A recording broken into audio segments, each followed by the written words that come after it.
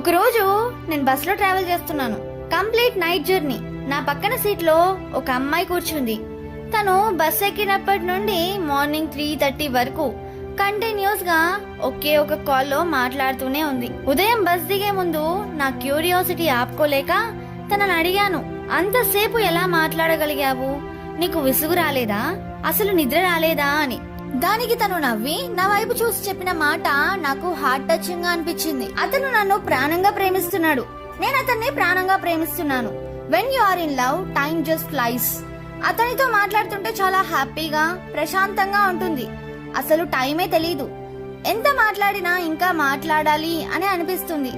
ఎంత busy work లో ఉన్నా సరే ఆ వర్క్ అంతా పక్కన పెట్టి తనతో టైం స్పెండ్ చేస్తే చాలనిపిస్తుంది. తను ఆ మాట చెప్తుంటే నా లోపల ఒక స్ట్రాంగ్ రియలైజేషన్ వచ్చింది. That moment change my perspective. నేను ఆలోచించాను, నాకు